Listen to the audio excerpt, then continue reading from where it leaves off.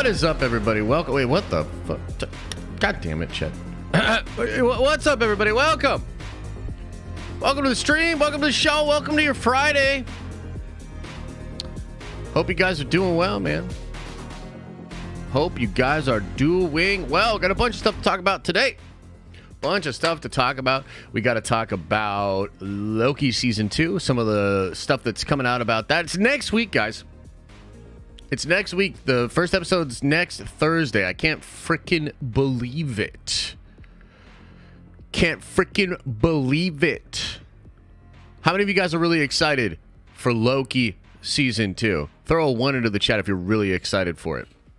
So we got to talk about that. We got to talk about Ahsoka taking a little bit of a stumble in week 2 as far as Nielsen numbers. And this is something we predicted, but we want to talk about it and just kind of go over that. Next fucking week. I'm trying to swear less. It's not going so well, but I am trying. Hey, Overbound Game Studios. Thanks for the 5 gifted, man. Appreciate that. Much love. Much love. Much love. Thank you. So I want to talk about that. There's actually a good bit of Marvel news. Like, The Marvels is the shortest Marvel movie of all time. Possibility of Vision Quest being canceled or probably being remade into something that maybe we'll actually give a crap about. That's kind of interesting. So there's a good bit of stuff that I want to go over today. We're going to keep it pretty chill. You know what's crazy too? This is usually not the case, but I am starving. I am so hungry right now. Like right before I went live, I was like, man, I'm really hungry. And I had breakfast. I had a little like breakfast sandwich thing. It was really good, but dude, I'm so hungry. So I kind of got to get out of here and go get some food. So we might kind of keep it chill, might keep it a little bit shorter today. Ooh, what up? Gen V's first 3 episodes pretty wild. Yeah, so let's talk about that real quick. I appreciate you, man, bringing that up. Y'all watch Gen V? Did you guys watch Gen V? It's the spinoff to The Boys. Did you guys check it out? You're a growing boy. Indeed, man. Indeed. Fat kid. Hey, you don't say that. Josh bought out a theater for the Marvels. Got it real cheap, too. Stream Elements. Interesting. Dude, I don't know what that is. Okay? I don't know what's going on, Ryan. I don't know why Stream Elements is butting in here. I have no idea. Guys, I don't know if I'm just getting old or if it's because I'm a dad. I don't know exactly what's going on, but I turned off the first episode of Gen V. I gotta be honest with you. I'm kind of over it.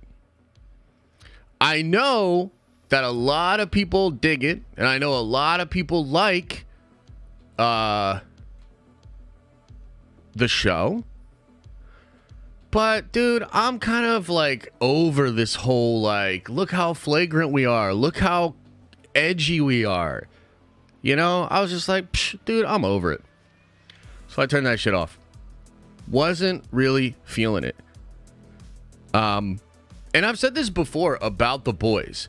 The thing that kind of sucks about The Boys and Eric Kripke and Seth Rogen and these guys that are in charge of it is The Boys, especially in season 1, it was absolutely incredible, and it lived and breathed off of like the tension that was created with the Homelander character and the allegories for corporatism, capitalism, whatever. Like, I really enjoyed that stuff. But the grotesque, like, you know, whether it's the sexuality, the drug use, the violence, all of that, to me, it started to get more style over substance. Like, they started to kind of just go for that and try to one-up themselves and do all this other stuff. And, you know, the thing is, they're being sort of cheered on by their success.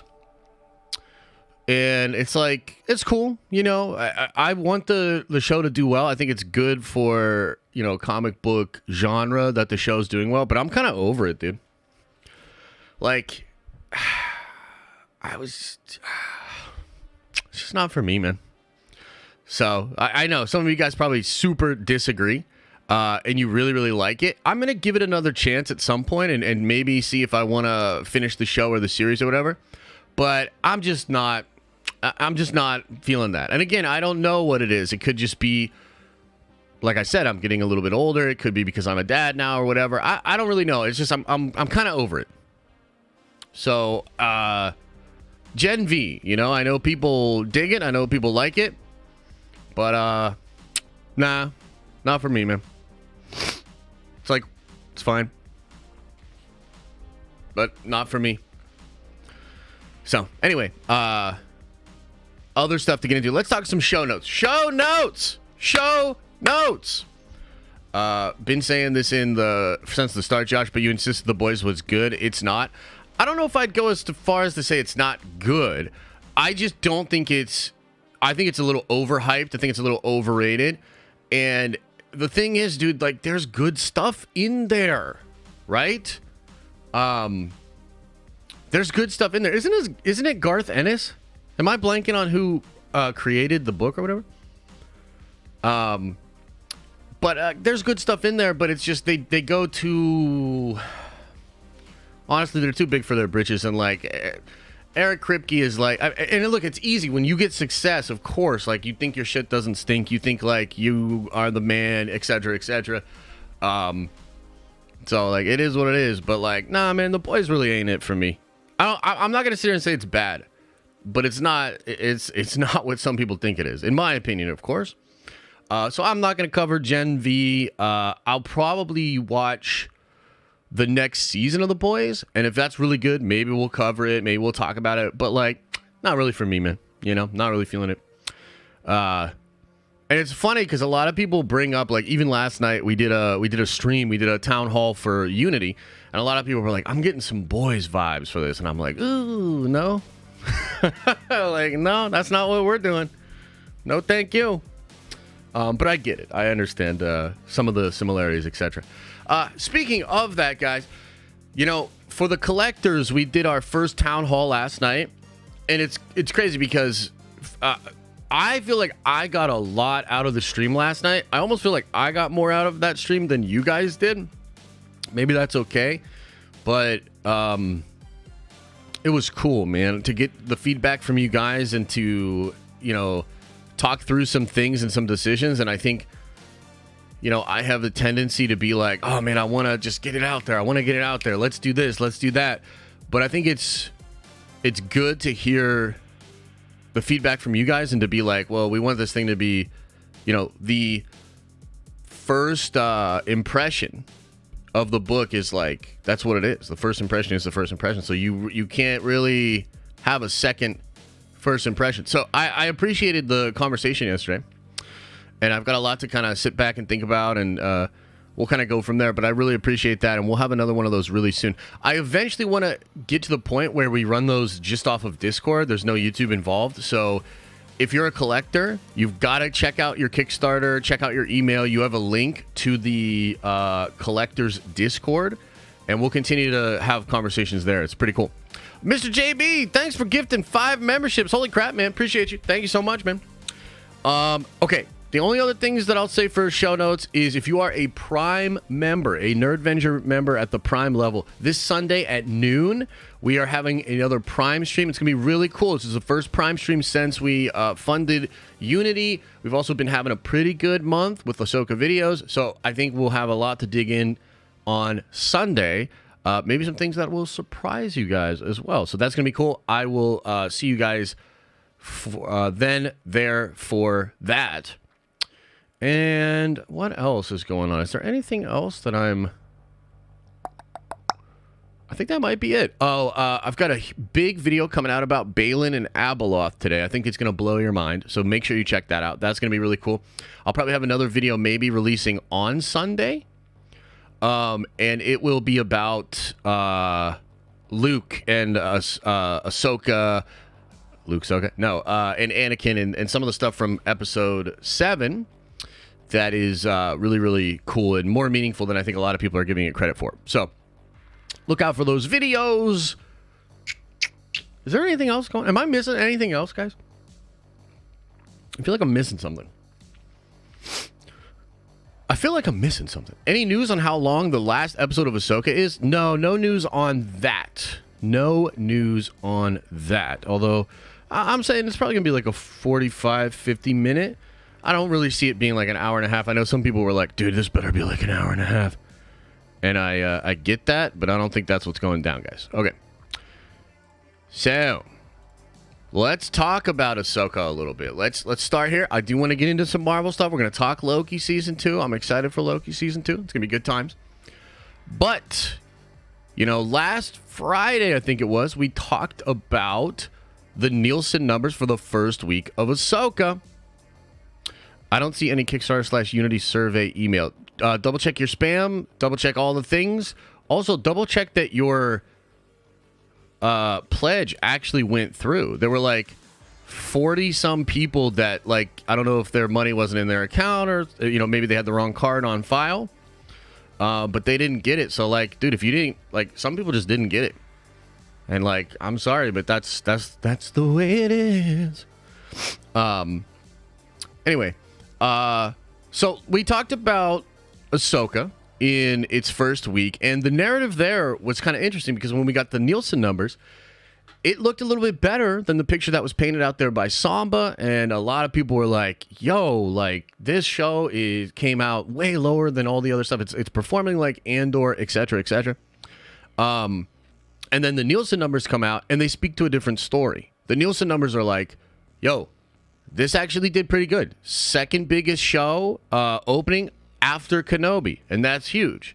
But I told you guys then when we were going over the numbers that I think it's gonna dip in week 2, and I think episode 3 probably one of the weaker episodes, and also like just really didn't trend well.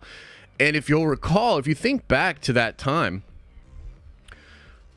when after episode 3, I was on a little shaky ground with Ahsoka. I was like, I just don't know. You know, it's not really there for me. I like some of it, but some of it's not good. I can also see why people don't enjoy it. I can see that it's not trending. Like, if you guys remember, I was a little bit, like, worried back then. Okay? And now we've got the Nielsen numbers that are essentially backing up my prediction. And it fell out of, Ahsoka fell out of the top 10 overall chart in its second week. Okay, so let's read into this article here on Deadline, talk about some of the numbers for some of these hit shows. Then I'll sort of talk about what I think is going on with Ahsoka and what I think the numbers will be like from here, because I do think they are going to be going up. So it's kind of interesting. Okay, so it says here, One Piece sails to the top of Nielsen streaming originals chart in debut week. Suits narrows in on another viewing record. Yeah, Suits is absolutely dominating right now on streaming. It's kind of wild. Massive numbers. But anyway, Suits is on its way to breaking another Nielsen streaming record. The USA Network series marked another week atop the Nielsen streaming charts for the week of August 28th to September 3rd, with nearly 2.5 billion minutes viewed, down slightly from the previous week. The series tied with Ozark for the record for most #1 overall finishes ever on the Nielsen overall chart. That's pretty crazy. It's worth noting that Suits achieved this in 11 consecutive weeks, while Ozark achieved this feat over all of its seasons. If Suits maintains its position for one more week, it will officially surpass Ozark for the title. I don't fully understand why so many people got really into Suits. Always heard it was a cool show. I remember people talking about it back in the day. I think it getting on Netflix was huge, right? So getting on Netflix, massive. I don't know. It's wild, man. I mean, Netflix still kind of has that hold in the marketplace as like the streaming platform. And it's a lot of years and years and years of sort of being that thing, being that subscription for people. And a lot of people, like if you're my age and you went to college, a lot of your college years were like Netflix, and Netflix and chill is a thing for a reason. So I don't fully understand the sort of alchemy that made Suits into the big success that it is, but it is a massive hit. A lot of people think that just like The Office is coming back and they're rebooting that, there will be some kind of Suits thing coming. You know what I mean? So, interesting. Netflix also has something to celebrate with its release of its live-action manga adaptation, One Piece, during the interval. The 8-episode series came in at number 2 in the overall charts and number 1 among originals with 1.3 billion minutes viewed. This is certainly a win for Netflix, which leaned heavily into the launch campaign for this series. Within 2 weeks, One Piece was already renewed for a second season. I want to stop for a second and talk about that because it's also interesting. The Samba numbers for One Piece were even lower than Ahsoka's numbers. I really think we got to kind of throw the Samba numbers in the trash. That's kind of what I'm getting at here. The Samba numbers feel... I don't know what's going on, but there's a major disparity in what Samba's reporting and what we're getting in Nielsen. You know, and we just went through this with Ahsoka. And, God, dude, I think the Samba numbers for One Piece in the first week was very low. Like 700,000 households watched or something like that. Like, it's bad, bro. Okay? And, yeah, so that's kind of interesting. You know, a lot of people kind of ignored that Samba number. It's funny to watch people how they report things. You know what I mean? And look, it is what it is. I'm guilty of having a bias as well. But like a lot of people wanted to run with the narrative that Ahsoka sucks, nobody cares, and One Piece is this mega hit show, right? And then the Samba numbers come out and basically said like, yo, nobody watched fucking One Piece, and everybody just ignored it. But when Samba says that Ahsoka's underperforming, everybody jumps on it. You know what I mean? It is what it is. It's narrative building. It's not actual fair coverage. It is what it is. But having said that, maybe they were smart to ignore the Samba numbers anyway, because it looks like they were bullshit. This is massive, dude. Number 2 in the overall chart. Number 1 on originals.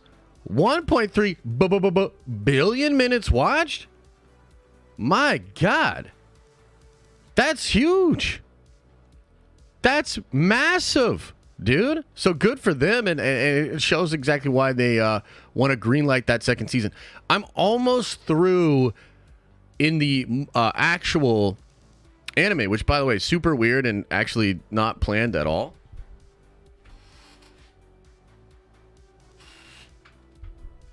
Actually repping the Jolly Roger. I'm actually repping some One Piece merch right now.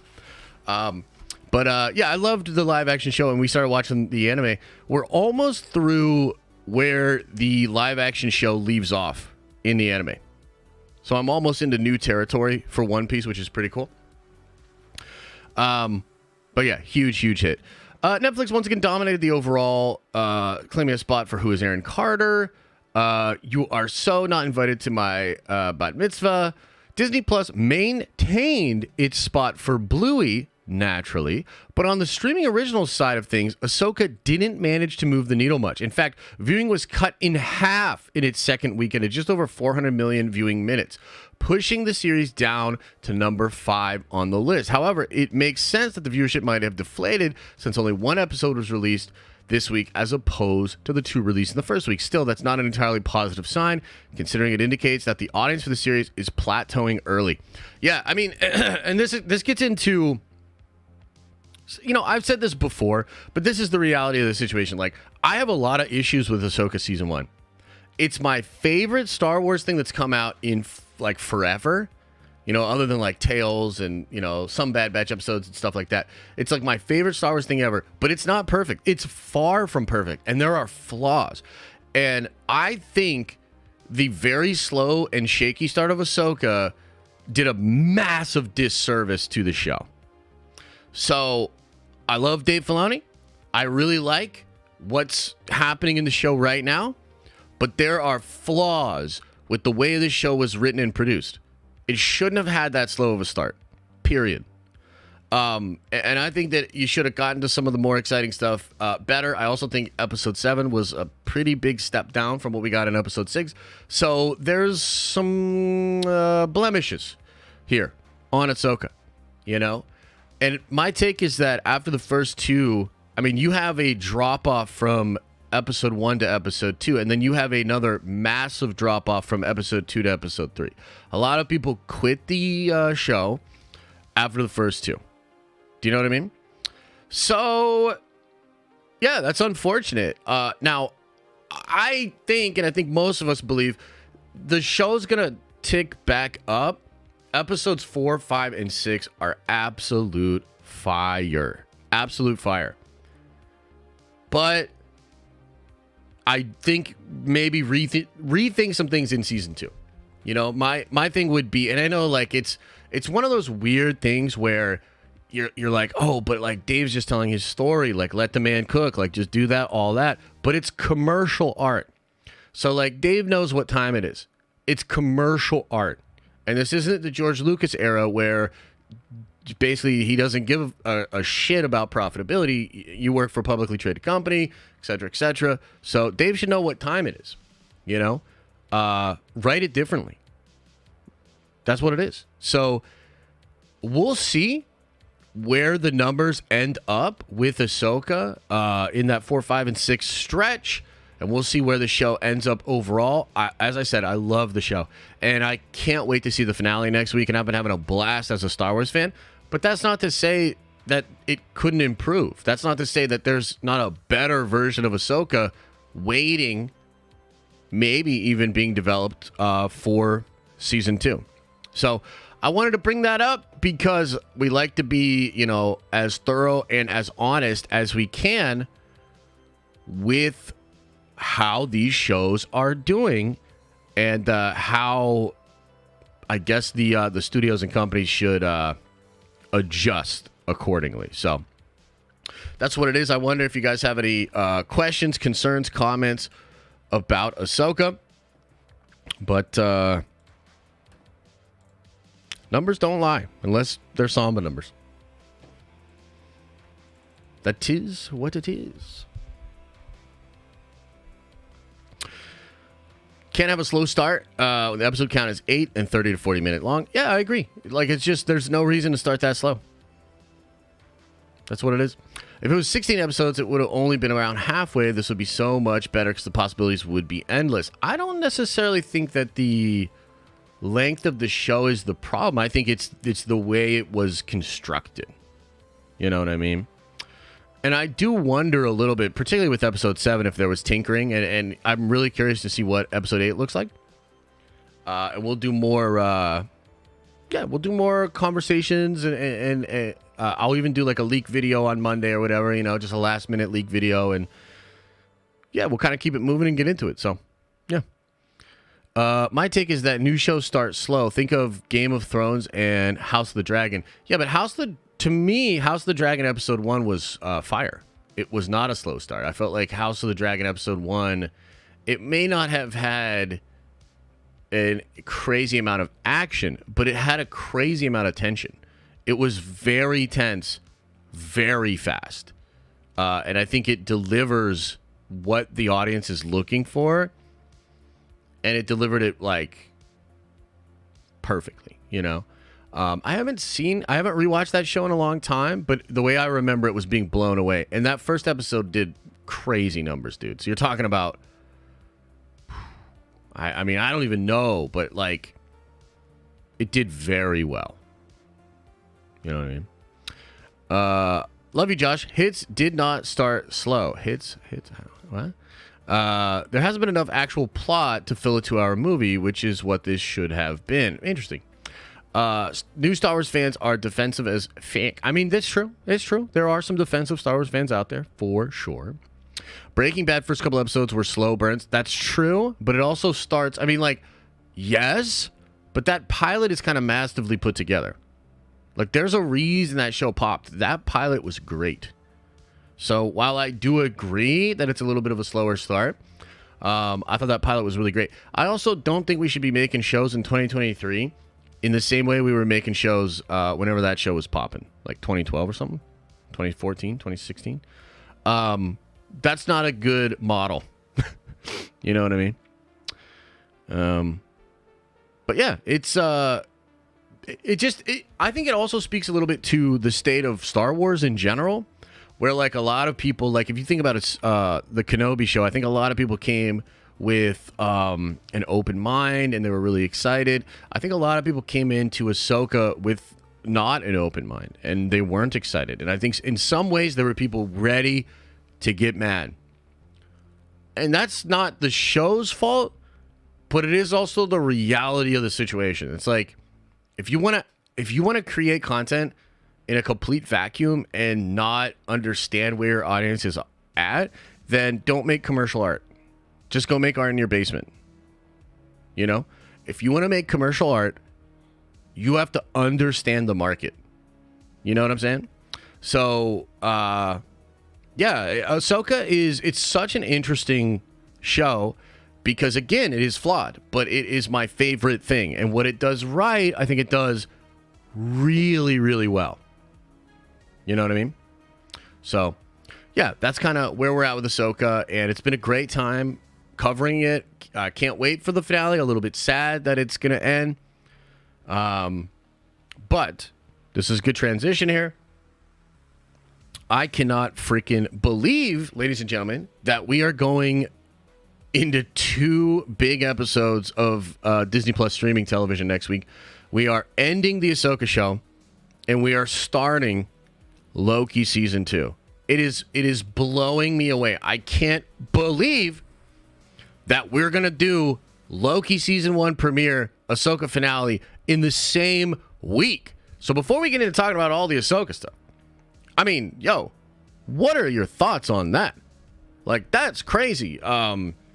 Usually they give a little bit of space, you know what I mean? But they went right into it. So I wonder what you guys think of that.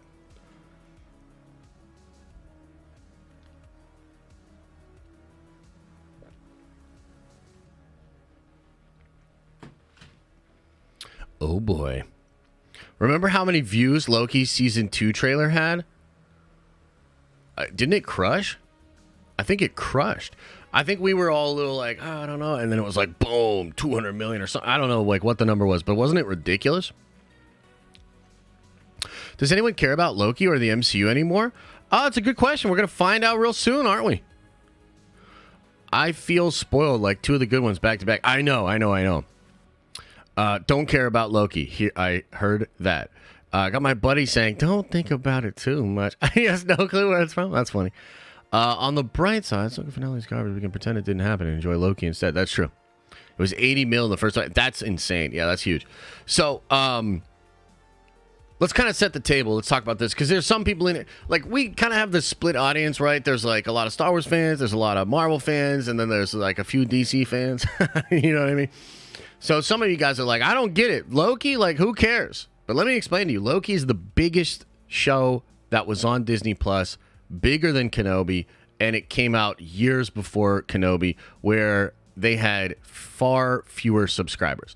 Loki is absolutely the biggest show that's ever been on the platform. It is the most successful Disney Plus show. And I think it's because Tom Hiddleston as Loki, especially coming out of the Infinity War Endgame era, is such a cool character. And it's such an exciting, fun character to latch onto because we've loved this character for so long. And also, perfect character to transition into the new MCU, the multiverse stuff and all that kind of stuff, right?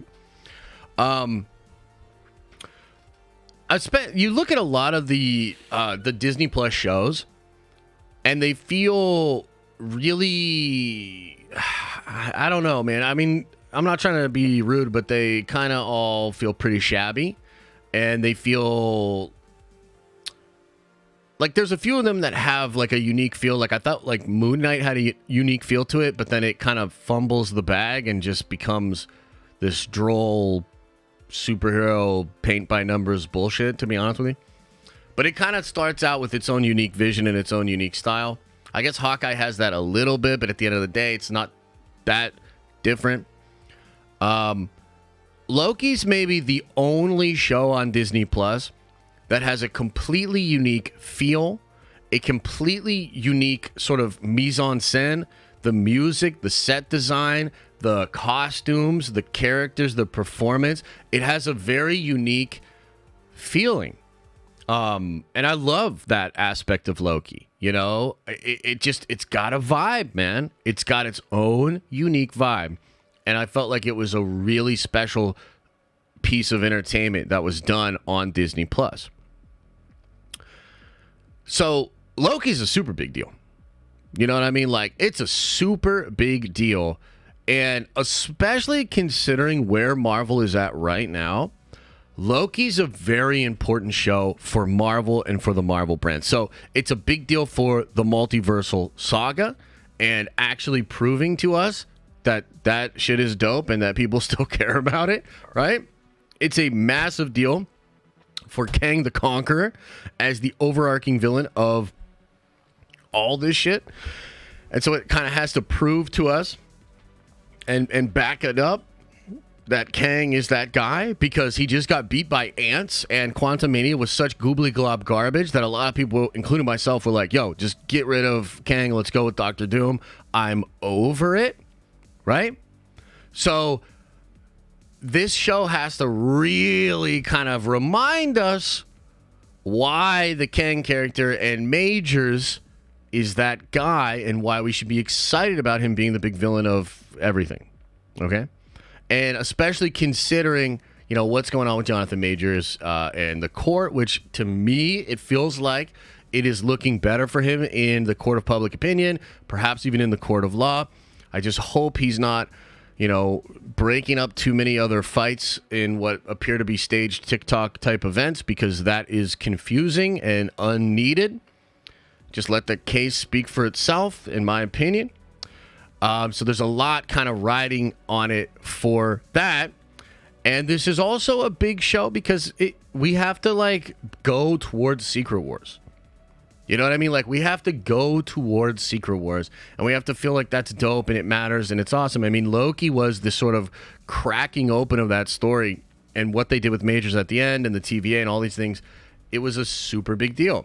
We also know, of course, that this ties into Deadpool 3. We know the TVA is going to be a big part of Deadpool 3, and we even now know kind of why and what the TVA is doing and what their place is in the multiversal saga and with Secret Wars, right? So there's a lot riding on it, and it's a big deal for Marvel Studios. And I will tell you, despite all the positive things and all the things that I like about the first season of Loki, I am worried. Okay? So let me ask you guys this. Where is your hype level for Loki season 2 out of 10? Put it into the chat right now. Where is your hype level for it out of 10? Because I am nervous. I am nervous. I'm worried. A 300 on him? 1,000, 10, 10, 9, 3, 4, 10, 8, 8, 0, 10, 2, 8, 9. A lot of Star Wars fans are in here like, 0. 8, 7, yeah. 10, but worried. Ooh, that's an interesting place to be. That's right on the razor's edge, man. That's right on the razor's edge. I'm incredibly excited, but I'm incredibly nervous. So I'm gonna do a watch party next week for the opening of the show. But if I feel like this show is a watered down version of season 1, and if I feel like it's more like a lot of the other MCU Disney Plus shows than the first season of Loki, I'm gonna stop doing watch parties like immediately.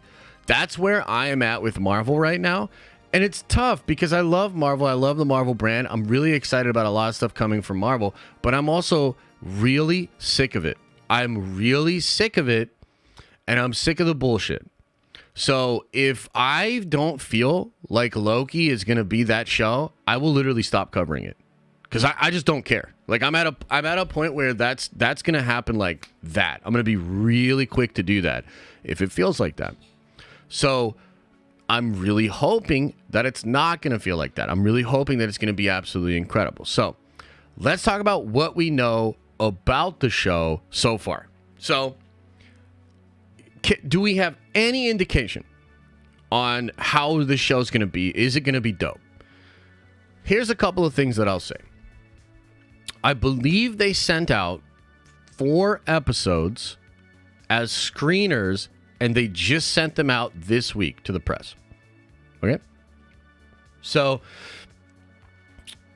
from what I gather, and nobody's talking about it, I think the embargo ends sometime next week, so people will actually be able to talk about it. We'll get our sort of first take on what people think of these episodes. I have some early indication that it's actually really good. There's some people out there that are kind of putting it out there that it's really good. But we're going to have to wait and see. We'll see what the full, results are. We'll see what people say. We'll also say that it's pretty cool that I think the length of episodes are going to be good. Like, it kind of seems like, and it kind of feels like, they're going to be 45-minute plus, and there's even an account out there that was saying 45 to 53 minutes for the longer episodes, okay? So we don't have any indication other than that. It seems like, what is the show? 8 or 6? I think it's 6 issues? 6? 8? How many episodes is it? Help me out here, chat. I think it's 6. Pretty sure it's 6. So, first 4, kind of interesting. That's the vast majority of the season. So that's pretty wild. And they're just kind of saving some stuff, for the last 2, I guess, the finale. Did Tom Cruise say it's good? I'd almost prefer if Tom Cruise came out and said he didn't like it. And then I'd be like, okay, now this might be fire, But, yeah, early indication, a little bit of positive buzz on it, longer episodes. We will have to wait and see. I think that some people will start to talk more about it next week, and we'll find out together. So, there are some major questions. I'm not going to go into leaks here. We'll talk leaks in different videos, maybe even in a particular stream. But there are a couple of major questions that I think we need answered. And so long as the show does a good job of presenting an intriguing plot that kind of takes us to some of these answers, I'm going to be in for the ride. You know what I mean? And I think the first question is, what is the deal and what is up with the collapsing of the multiverse? So right now we've got the incursions going on. We've got the sort of unraveling death of universes that is teased in Loki Season 2. And we also know a little bit about Deadpool 3 and what the TVA is doing in Deadpool 3 because of the collapsing multiverse. I'm not going to go into full details, but if you know, you know. And so that is a question that, like, let's be real. We still have no clear idea as to what is happening, right? No idea. Like, a lot of people thought WandaVision at the end of that, like, oh, her opening the Darkhold or doing that and breaking the hex, that's the same moment as Loki Season 2, this, that, second, and third. We have no idea. What did Loki Season 1 even do to the multiverse? We have no idea. What's up with the Council of Kangs? What's up with He Who Remains? How does this all go together? We have no idea. And I think part of that is because Marvel's kind of trying to figure that out themselves. And again, I think they're rewriting everything right now. They're literally just changing and rewriting everything. So, yeah, that question and a little bit more clarity on that would go a long, long way. I know exactly what's happening. I mean, I have theories, and I think the very sweaty among us have a lot of theories about this. But one of my biggest gripes with the MCU in general is, like, we don't have a clear picture. Like, I don't even have a clear picture of what Earthbound MCU looks like. Do you know what I mean? So, like, this is a problem with the convoluted bloat of Phase 4 and early Phase 5. We don't have a clear picture. It's very hard to, keep an idea of the overall story in your head when it's this bloated and you don't have a clear idea, right? Like, we joke about this, but, like, bro, Eternals had, like, a big godlike person pop up through the clouds. There was a being that came out of the freaking ocean and literally nobody has talked about it.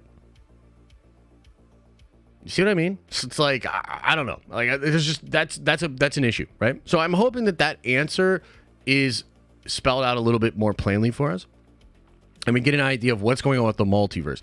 That's important because Loki needs to set up that. It needs to tee that off. I mean, Loki season 2 is going to tie into Deadpool 3. That's going to tie into Fantastic Four. That's going to tie, like, that is the cosmic story. That is the story of the collapsing multiverse and the TVA going around grabbing up all the heroes, maybe somebody else grabbing up villains, who knows, and establishing Battle World / New Earth.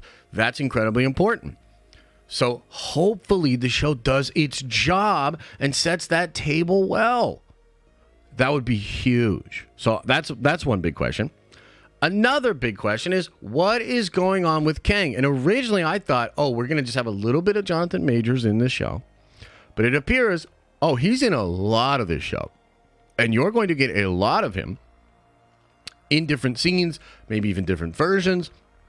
I would love some clarity on what is happening with Kang, the Council of Kangs, and all that sort of stuff. So I'm hoping we get that answered and spelled out. And Majors, like, regardless of, what you think of him personally, the dude can act. Like, he is a force of nature on the screen. So it'll be incredible to have that talent on full display in Loki season 2. I can't wait. It's going to be really, really cool.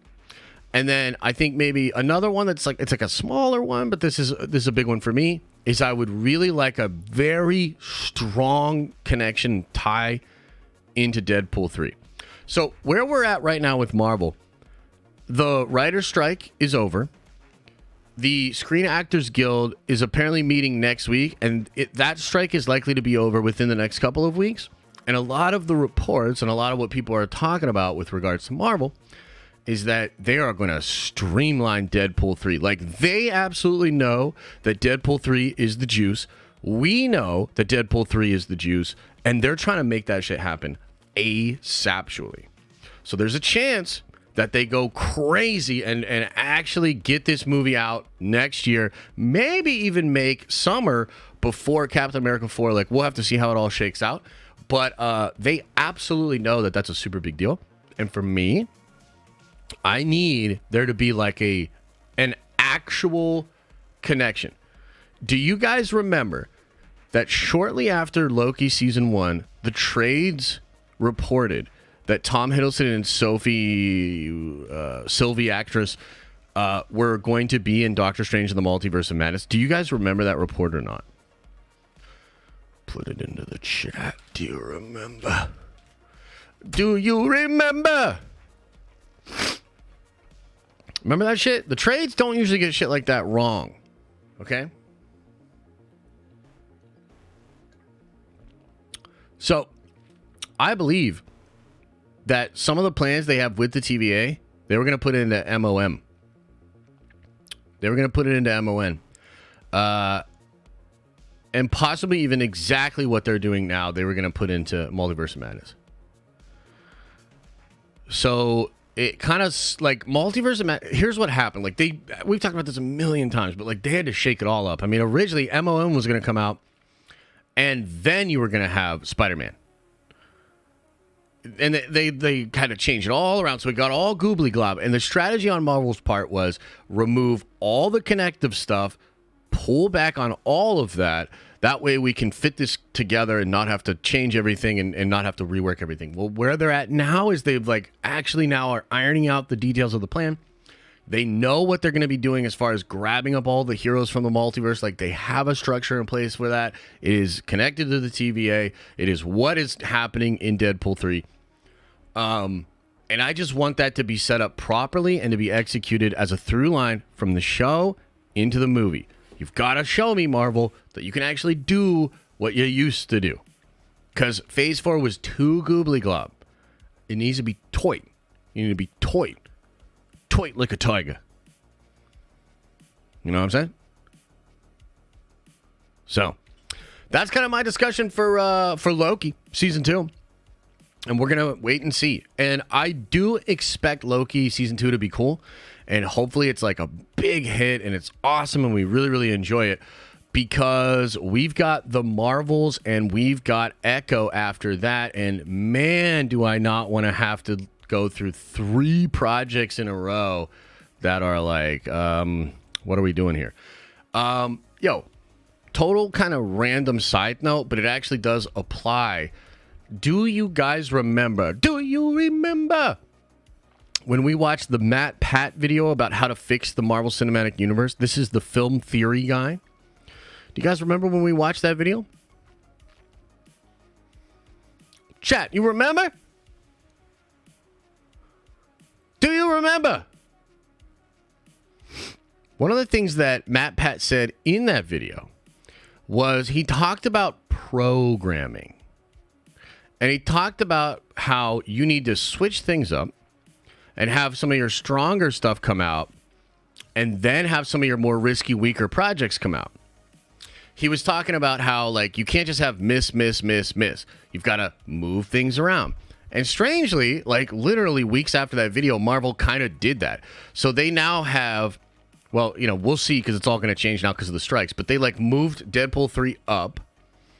They've now put What If Season 2 and X-Men 97 right after the sort of 1-2 punch of, well, actually, no, Echo, they've now moved into next year. It's going to be January. So instead of having the Marvels and Echo, it's now going to be the Marvels, What If Season 2, Echo, X-Men 97. So it's a little bit better of programming. You know what I'm saying? So that is a good move. And it's why I'm like, oh man, Loki better be really, really good, because I'm super worried and nervous about the Marvels and about Echo. So let's take a look at this. The Marvels' final runtime is 105 minutes, an hour and 45. This will make it the shortest movie ever in the Marvel Cinematic Universe. And let's see what the stinky Redditors have to say here.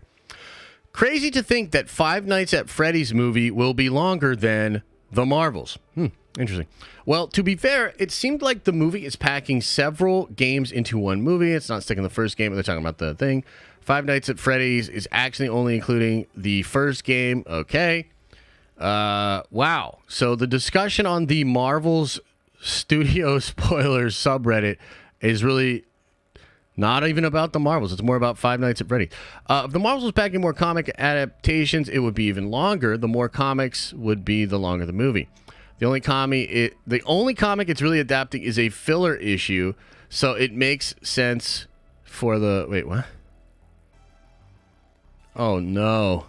It did adapt this.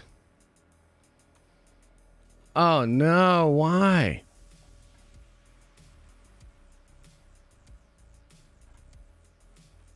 Okay, that's weird. You say that as if it were a huge upset about Five Nights at Freddy. Jesus Christ, they're not even talking about the movie! It'll be the shortest MCU movie, but that's not necessarily a bad thing. From what I've heard from the plot leaks, it's not like this is a terribly complicated movie. It all sounds pretty straightforward and simple, which again, isn't necessarily a bad thing.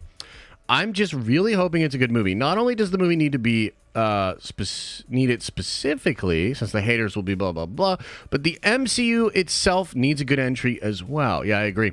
Guardians 3 helped, but the MCU could use 2 in a row. Secret Invasion hurt. Absolutely. Secret Invasion was one of the worst things Marvel's ever done. Thankfully, it's so bad, it's honestly forgettable. I keep forgetting that it exists. That's funny. Yeah, I really want it to be good. We need another solid entry like Guardians of the Galaxy 3, another 80-plus movie. Yeah.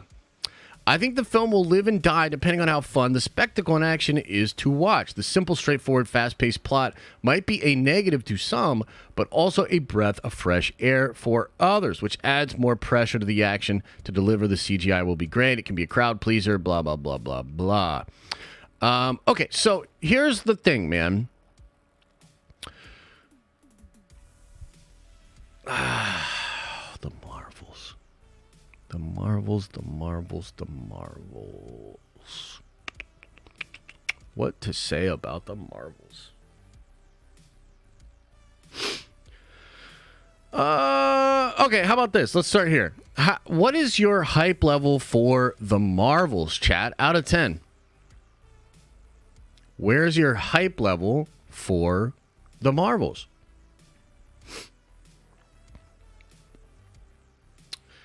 You know what? Here's some. Maybe we should go to the polls on this.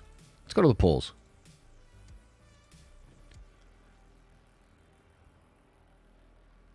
It's a hard rewatch, Tran, because of the body horror stuff you think?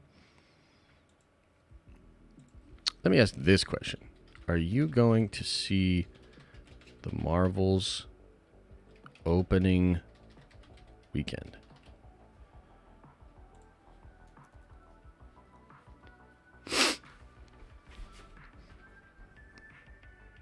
So let's go through some of these. Let's see where you guys are at with this.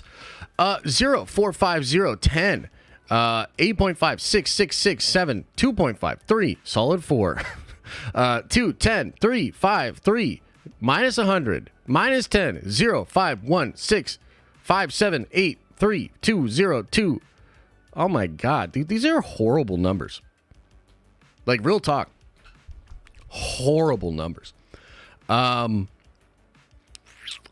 Man, what to say about the Marvels? What do we say about this movie? What do we say about this movie? I mean,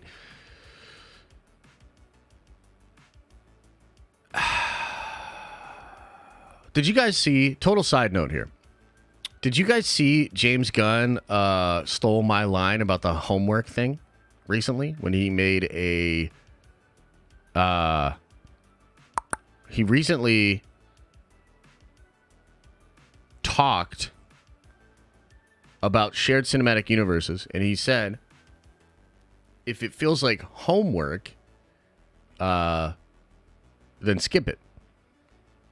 Let me see if I can find the exact thing that he said. It's kind of interesting because he stole my shit. He stole my shit!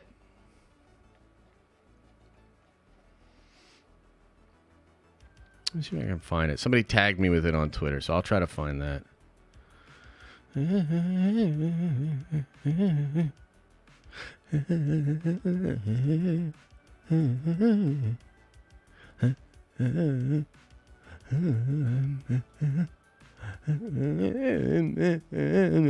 don't know if I'm going to be able to find it, dude.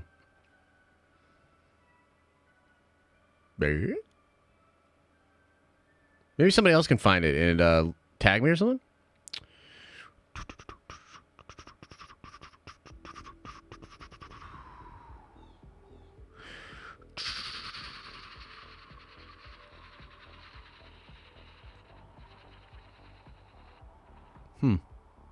All right. Maybe I can't find it. Anyway, I just found that to be really interesting because it kind of really speaks to like where I think Marvel is currently at. And I mean,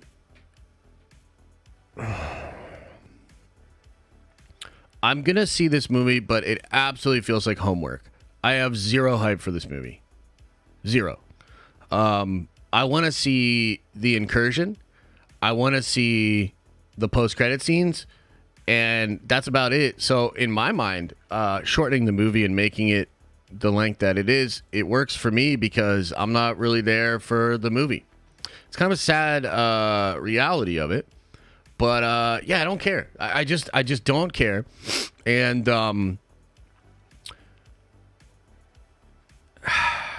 it's like I don't even want to go hard on the film. But, like, it comes from this school of thought, and it literally comes from the we can do no wrong, our shit doesn't stink, like, just a total backwards way of thinking, okay? So, they don't bring back the people from the first one. I totally get it. They bring in these other characters, Miss Marvel and Monica. And I really, really like Monica. I think she's great. But Monica is a spin-off character to a spin-off show. You know what I mean? And I just don't know why this movie is happening. Who is the target audience? Who really does want this film? Why are they making it? And then they get Nia DaCosta, who's a really creative, like, very brilliant filmmaker. But, like, guys, I don't want to watch another, like, brilliant filmmaker do the Marvel formula thing. Do you know what I mean? It's like, how's that going to fit together? And like, I'm damn sure DaCosta is not down for this 145-minute cut or an hour 45-minute cut. And it's like, it just, honestly, the whole situation with the Marvels feels really bad. It just feels bad because I think, look, there's obviously a lot of people that are going to be ready to hate the movie that are haters, but like, I'm not one of those people, and I'm still sitting here like, yeah, but I'm not going to bat for this thing. The target audience is the same people who went to see Barbie. I completely disagree with that. I actually think that's the key point. I actually think you've just given me, you just alley-ooped me, and I'm about to fucking dunk and break the backboard because it's actually the exact opposite of your point. Because Barbie is a movie about dolls. It's unabashedly a female movie made for a female audience. And Captain Marvel is like a female superhero. And look, I know some people might find this to be uncomfortable, but the reality is comics and superheroes, it's a like majority male audience. Massive. My own numbers, like 96%. Okay? So Carol, as a character, for real, she had a few moments that had some books that actually did really good. I think Kelly Sue did some great work with her. I think the character had a moment. But real talk, Carol has never been like that. And honestly, Carol, in a lot of ways, some of y'all are going to be mad when I say this, but she was kind of sex appeal. She wasn't really until like Kelly Sue and some of these other more modern writers. Carol was not this like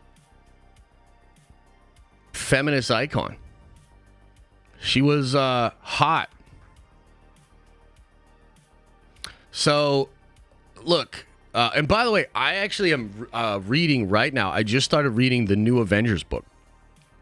And that book has Carol Danvers leading the Avengers. And I actually really like it. And I think the way they wrote Carol is super cool in that book. It's actually like way better than the way they do grouchy friggin' Carol from, Brie Larson. So I actually think it's the opposite of that. Like Barbie is unabashedly female, and I think it crushed it. It understood the assignment. I don't think that the Marvels is the same. And I don't think it's going after that audience. And I think that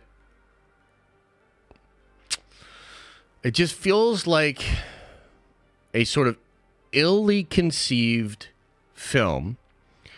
And I feel like they're trying to set up Carol to be the, a big part of the Avengers. And I don't think this movie's gonna, we'll see. But I don't really think this movie's going to accomplish that. I don't think it's going to put Carol in a place where like she's more over than certain other characters. And in fact, it might be the case that people are more over for Monica. Which, not to, go down a super toxic, path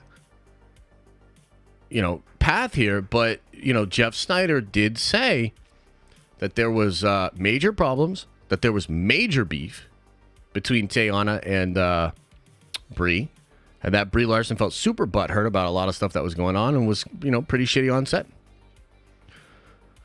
Who knows? Maybe that's real. But, yeah, man, the Marvels. We're going to find out together. You know what I mean? Like, we're going to find out together. I'm going to check it out.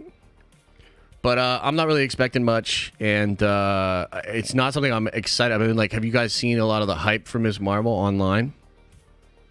Are you excited for the discourse around the movie? And you might be one of those people that's sitting there saying like, no, and I blame the haters. I blame the incels for that. They have ruined the discussion around this character. But I'm going to take it right back to where I had it with the Star Wars Dave Filoni conversation. Read the room. You're making commercial art. Are you or are you not? Are you making commercial art? Do you want a 4-quadrant mass appeal hit? Because you're spending 4-quadrant mass appeal hit money. Is that what you want? You can't force an audience to be into your shit. Meet the audience where they're at. Understand the audience. You know what I mean? So, the whole thing is like, we're at a place with Ahsoka right now where we're not having those discussions. I mean, some people are, right? Some people still are. You know, they're having the forces, female, whatever discussions. But for the most part, we are not. And that's great. It's refreshing. It's awesome. I like just being able to talk about the actual work. I feel like the Marvels is just not going to be a good time. And as a fan, it's like, bro, like, I'm not looking forward to not having a good time.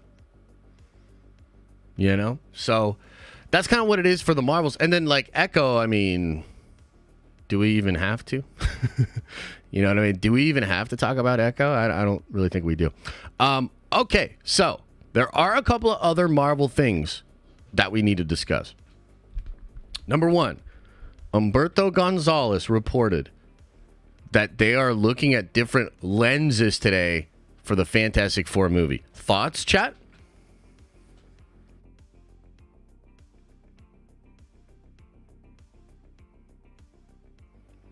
Thoughts?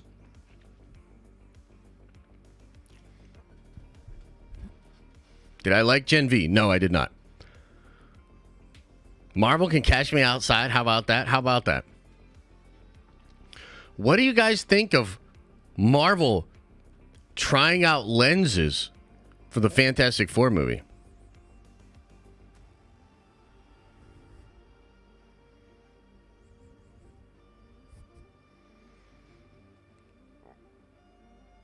Who gives a shit?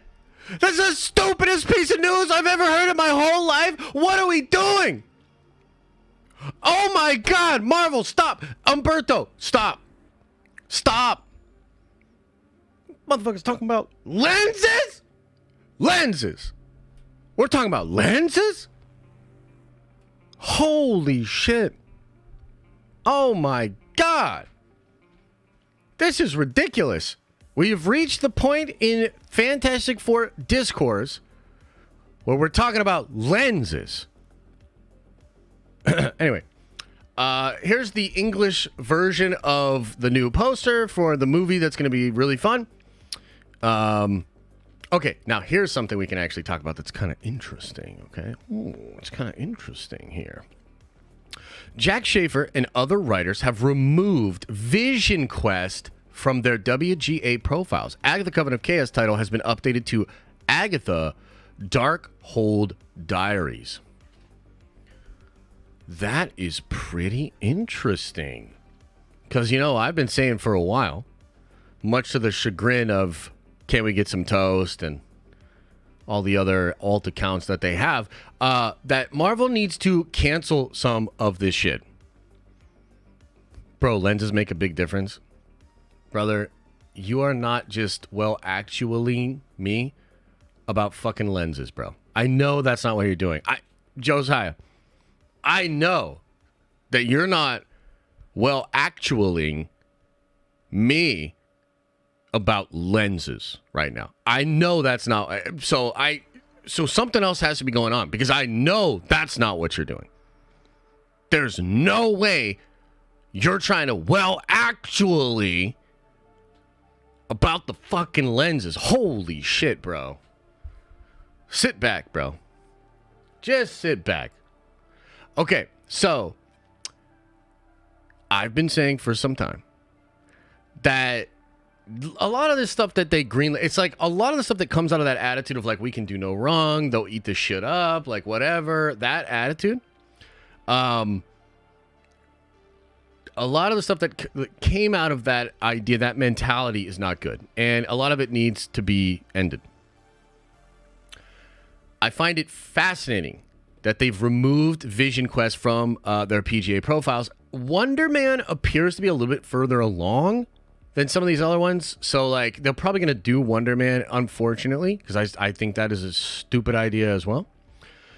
So it's interesting that they would take this off. Now, I did see Toast say this is maybe going to become the Children's Crusade thing, and that would be fine. Again, I don't really know how you do Children's Crusade without some of the dope Marvel characters that are necessary for Children's Crusade, but whatever. I'm just happy that maybe we're not going to have to watch another stupid spinoff of a spinoff show that's nobody wants. So I wanted to bring this up because it's kind of interesting. This is the first sign maybe ever that Marvel's starting to get it. That Marvel's starting to like, okay, well, we can't just do all this stuff. And it's going to be really interesting to see how the turning points work in the next couple of, well, I guess months, but also years when it comes to Marvel Studios. And guys, I think that is pretty much it when it comes to all the Marvel news that I wanted to talk about. Yeah, I think that's pretty much it. Is there anything else going on? Anything else I missed? Anything else we need to talk about? Anything else? Bald Josh or bald Ahsoka? Marvel needs to focus on one thing at a time and keep trying to work with the many views angle. Yeah, no, I feel that. I feel that. But you got to lens the lenses, bruv. Oh my goodness, lens. Here we go with all the lens combo. Please tell me there is no She-Hulk season 2. Unfortunately, there is probably going to be a She-Hulk season 2. So, yeah.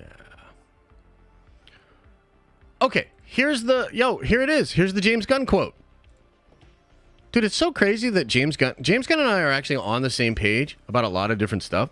Maybe someday we'll be friends.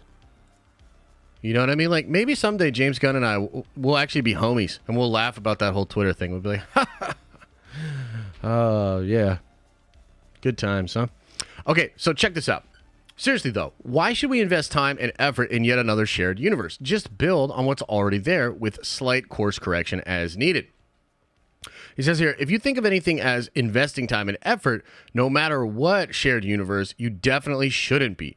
Every story should be enjoyed and worth partaking in it of itself, without its attachment to an outside world. If it feels like homework, screw it.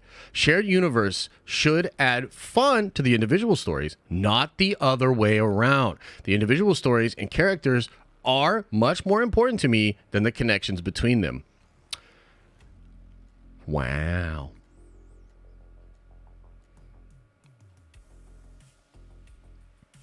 I feel like I've heard something similar before. I feel like I've essentially said the same thing. All right, Josiah, right on, bro. Yeah, kind of interesting. I agree. I concur, Doctor. Ergo vis-a-vis. Very interesting. Okay, guys. Let's get into Q&A. And let's go over super chats, member chats, and we'll hang in the chat. I'm not doing any call-ins today just because I'm really, really hungry. Got to get out of here. And also, I've got to get that other video up. So, kind of got a lot to do today.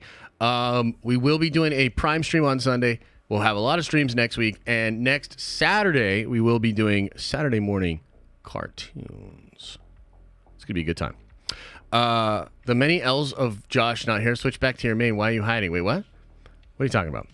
Am I missing something that's going on in the chat? Oh, please tell me. Oh, YouTube, you slut. Hey, it worked. Okay, cool. Cool. Okay. I think we're good to go on this. So let's get into these questions. Again, Overbound Game Studios, thanks for the 5 gifted, man. Really appreciate it. Aaron Bailey says, Loki is the only MCU show I'm excited for, LOL. Yeah, no, dude, I'm excited. Like, I'm super nervous. Like, it's very strange to be feeling as good as I'm feeling about, like, Star Wars and about Ahsoka and all of that, because I really do feel good. But very nervous about Marvel and very concerned about Loki season 2. So, hey, man, if the first episode slaps, it would be great. Like, it would be great to be where I'm at now with Star Wars, with Marvel, after we go through Loki. It's possible that I will be there, and I'll be like, oh, dude, like, we got it. You know what I mean? But for now, I'm like, Darth Tequila says, I like Rebels, but man, Sabine and Ezra are the worst characters in Ahsoka and not believable. Ezra's eyes are whack, both not translating into live action. I totally disagree with that, but I will say Sabine is one of the weaker parts of the show. For sure. Oh, Elijah. Oh, man, that's kind. That's a kind offer, and no fucking thanks. So, appreciate you, though. Mr. JB, thanks again for the 5 gifted, my man. Appreciate that. Vandal says, missed the cutoff time for the Kickstarter and collector's tier. Is it still available, or am I to miss out? It is not currently available. Maybe it will be available at a later time. But, no, for now it is not available, my brother. It's all good. You will get a chance to get the book eventually. Mariana says, I saw Trolls fat-shamed Lars. I get that some are not all that hyped about Thrawn returning, but come on, is that necessary? Of course it's necessary if you're trying to get people triggered and get people clicking and talking. And, look, at the end of the day, in a lot of these algorithms, it is a race to the bottom of the brainstem. And unfortunately, sensationalism and triggering people is the way you do it. So it's funny you say that. Is that necessary? I thought of Tom Cruise in The Last Samurai when Tom Cruise was like, what could be more necessary? And I feel like the clickbaiters, whatever, would say it just like that right back to you. So my advice, Mariana, is to not let it get to you and just try to have fun with it. You know what I mean? Like, try to have fun with it, and I think you'll have a better time. Shreddy says, sup, Josh? Is there going to be a Kevin Feige fig in the upcoming $500 Lego... Wait, what? There's going to be a Kevin Feige fig in the upcoming $500 Lego Avengers Towers for this Black Friday. Expensive, but hype. I mean, that's really cool. I'm not really into Legos, but that is kind of interesting. A Kevin Feige Lego. Oh, man, that's cool. Kendall says, let's be real. Star Wars fans... When you start talking about Star Wars beyond Ahsoka as a show, it goes right back downhill. No matter what, the sequels come into play. I mean, that is true. Star Wars is guys, Star Wars is not out of the woods by any means. I'm just like having a moment here with Ahsoka. I'm really enjoying it. And as soon as it's done, we're right back. You know what I mean? So this is like... There was a time, I think it was in World War I. Correct me here, you historians. I know some of you history buffs just tabbed into the stream and you're like, oh, I'm about to correct this motherfucker. So let me know. But I'm pretty sure it was in World War I, where on Christmas Day, the both sides came out of the trenches and actually just celebrated Christmas together. It was a ceasefire, and it was really, really chill. And then the next day, they went back to killing each other. So to me... this little moment with Ahsoka is like that. It's like we're coming out of the trenches, we're gathering in the middle. And by the way, it's not even everybody. It's not even everybody, right? Because there's still a lot of y'all that are in the trenches throwing bombs and shit like that. But for me, it's felt a little bit like getting out of the trench and walking into the middle of no man's land and, sharing and having a good time with Ahsoka. And guys, next week after the finale, it's right back to the trench for me. We're right back into it. So, Kendall, yeah, I mean, you're right. You know what I mean? Like, you're right. RJ Phillip with the 10 spot says, you've been killing it lately, Josh, with your streams, videos, and Unity. Thank you for all the great content. One question about Ahsoka. How powerful is Balin? Nerd Vengers for life. Take my money. Well, first of all, thank you, man. I do feel good. I feel like we're in a good flow right now. I'm honestly in a really good state. I'm feeling really good, guys. I'm feeling real good, man. You guys ever just be feeling so damn good? Guys, have you ever just been feeling so damn good?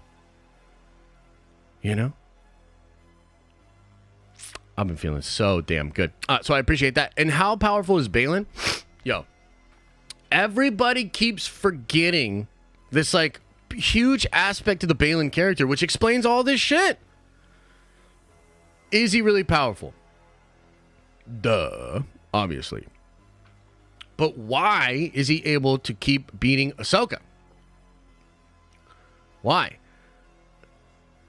Because he can read her mind, dude. He's very much in tune with what's going on internally for all the characters that he is around.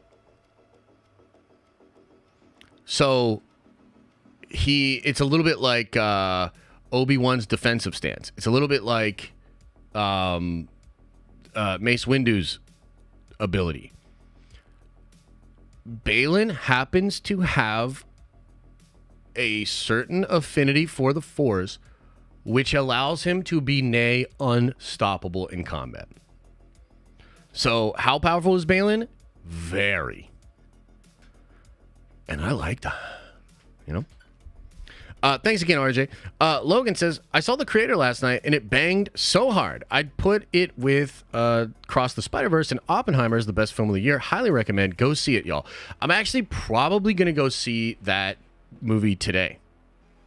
Beautiful, beautiful. Okay, cool. David's done with the one video, so I can do a little pass on that, upload that in the next couple hours, and then we're going to see The Creator. Yeah, I'm trying to go see The Creator today, and I'm excited.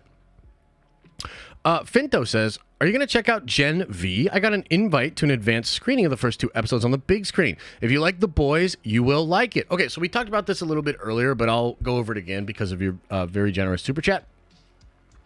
I started it and turned it off. Okay, and here we go again, another controversial Josh thing, and some of y'all are going to be mad, but I'm kind of over The Boys. The Boys, to me, has become style over substance.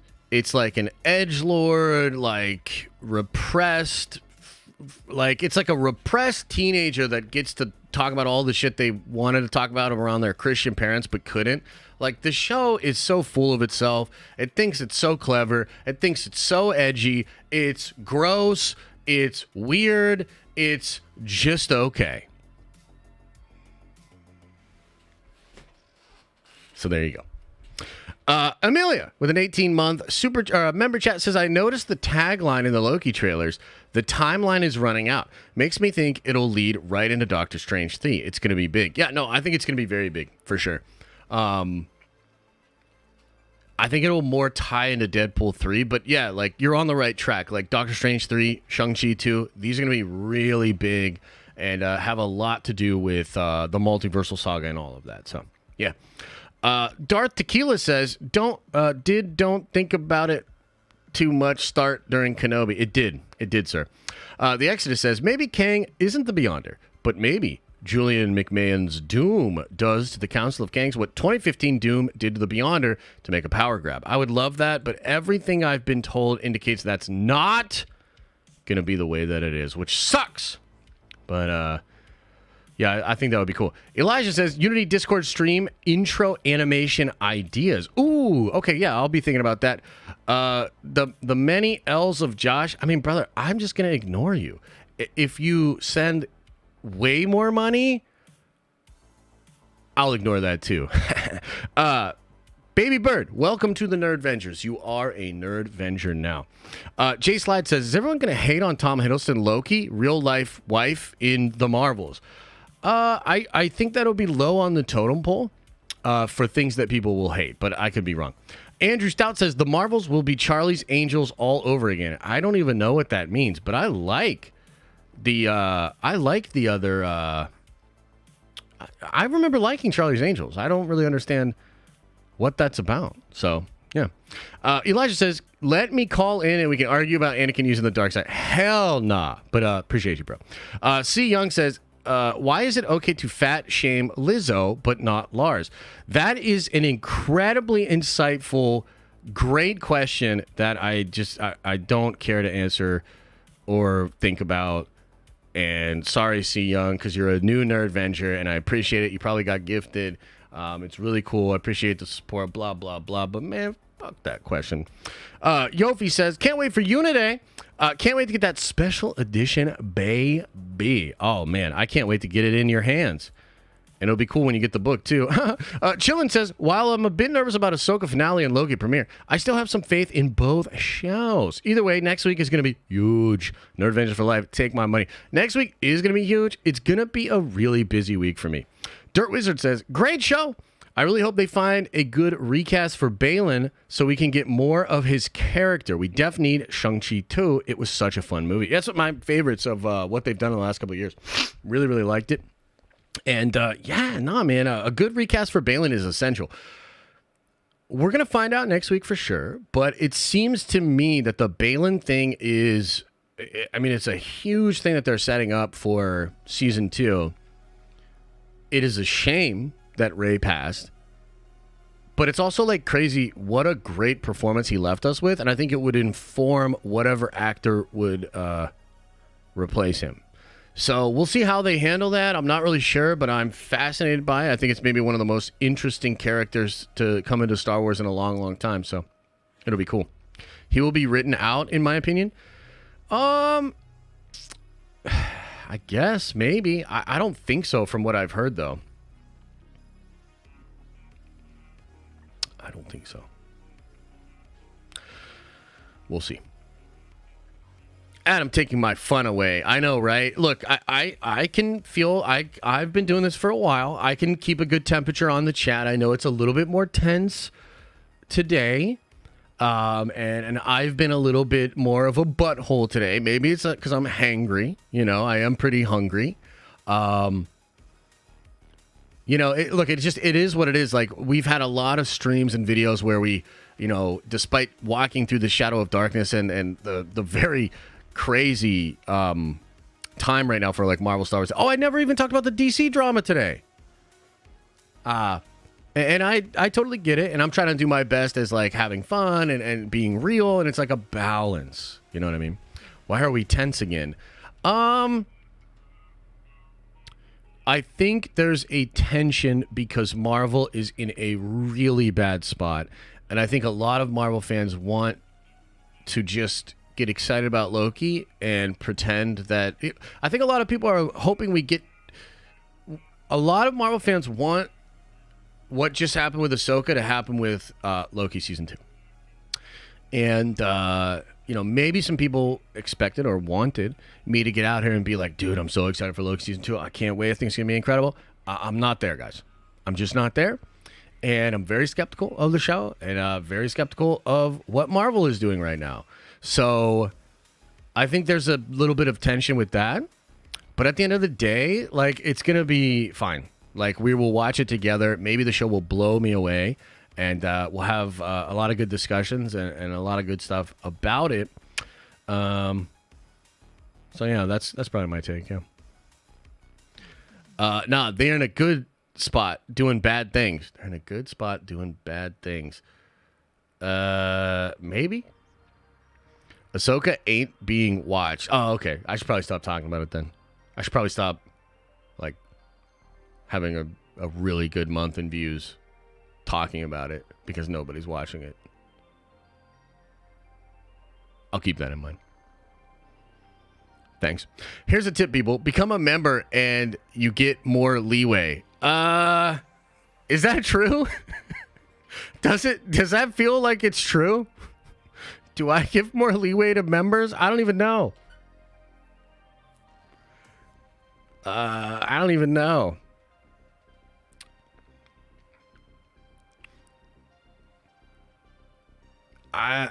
Do I? A little more. Yeah, probably like a little more, I guess. Yeah.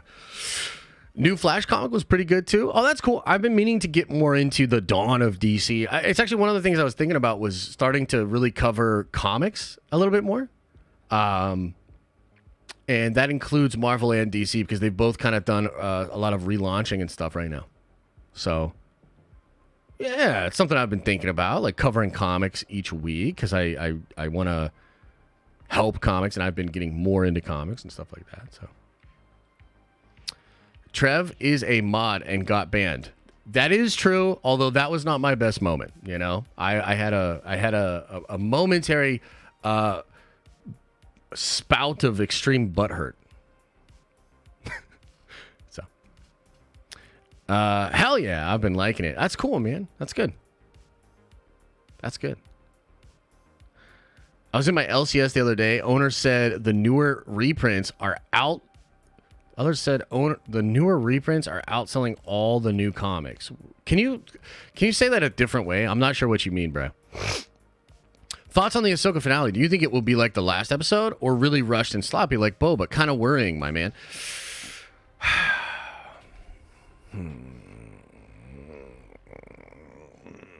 I think it's going to be good. Ultimate Invasion started off okay-ish and then went nowhere fast. Hickman sucks. It's funny you say that. I haven't read the 4th issue. I did read the first 3 though, and I really like Ultimate Invasion. So I'll read the 4th one and see what I think, Trin. But I like it. Like ASM 250, 300, X-Men 1, Avengers 1, new reprints of old comics. Oh yeah, no, that makes sense. Back issues were already kind of outselling the newer floppies, so that tracks. That makes sense. Ben says, any thoughts on branching Unity out into another medium eventually? Love the channel. Thanks, man. Yeah, animation is a big priority for us, but the main thing is to just make the dope book. Like, make that first volume fire. You know what I mean? So that's kind of the priority, but yeah, no, I would want an animated version of the book, and I'm really obsessed with how manga and anime actually work together. You know what I mean? And so I really like that system. And so that's the system I would want to adapt for Unity. So I'm a 3-year member, so let's test it out. Andor was good. Luke Ahsoka is stupid. Boarhammer and stand up and show full shirt. Russell, you're banned! Yo, I love the look of that symbol, though. That Nerd Venture stuff. Is that the 3-year badge? That's great, man. That looks great. Okay. Gonna wrap it up. Gonna get out of here, guys. Again, I'm starving, so I gotta eat some food. I really appreciate you. Thanks for being here. Thanks for all the support, guys. All the new members. Thanks for the likes, the subscribes. Thanks for chatting in the live stream. Thanks for the super chats, especially you, the many L's of Josh. I really appreciate that 5. The next time I spend $5 today, I'm going to think of you and I'm going to smile because I didn't read your message and I got your $5. So thank you for that. Much love. Oh, wait. Should I talk about the DC stuff? Just briefly? Should I talk about the DC stuff just really briefly? Here, I'll break it down like this. The scoopers and the insiders are talking about how there was going to be, like, Patty Jenkins' Wonder Woman was essentially going to have a lot of Ben Affleck Batman in it. And the newer reports are like Ben Affleck was totally down to come back as Batman, and he wanted to do a lot of stuff. And Gunn basically said no. So the most current rumors are like Gunn basically said no to that, but he still wants Gal as Wonder Woman. So, like, good luck with all that shit. That's going to be real messy. But what I said yesterday on Twitter, because normally, I mean, that's kind of stuff is like my bread and butter, like pointing at the horrible job that James Gunn is doing at navigating this reboot and this transition would normally be like, I would love to talk about that. But as some of you guys have mentioned, Ahsoka has made me a lot more peaceful. And so I said yesterday, and here, let me show you this. Just to show you kind of where we're at.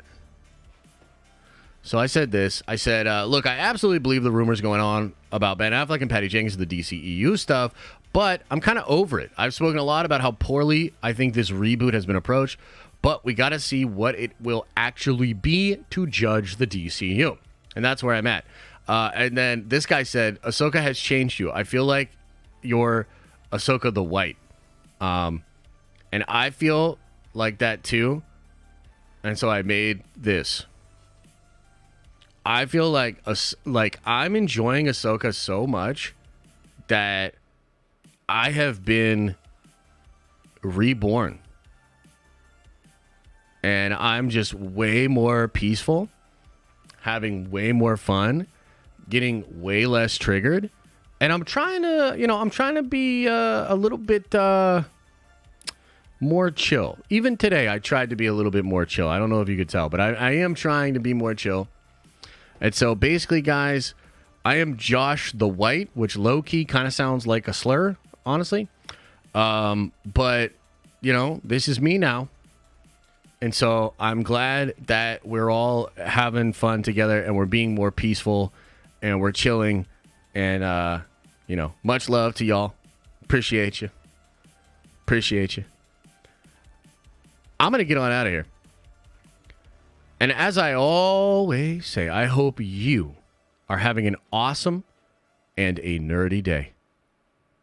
And I'll see you in the next video.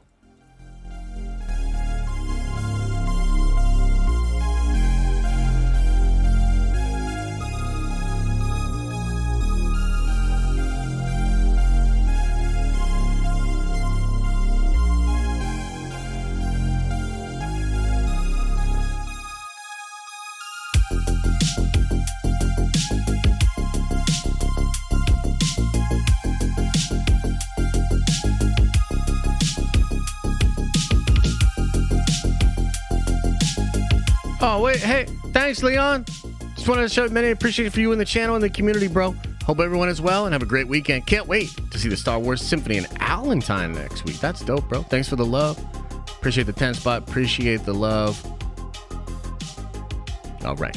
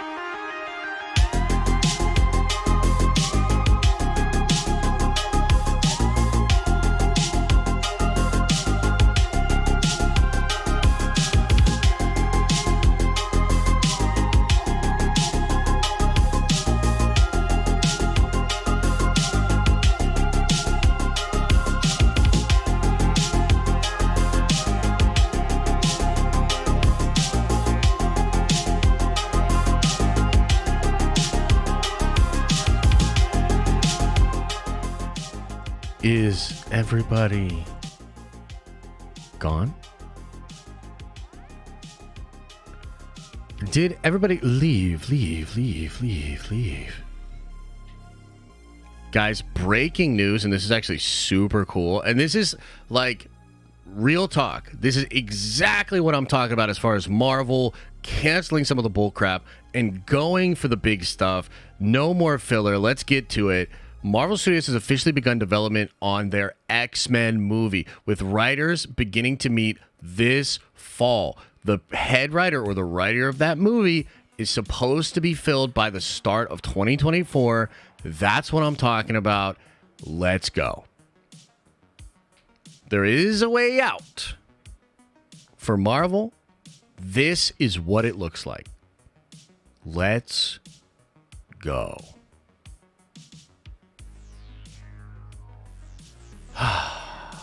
That's good news. All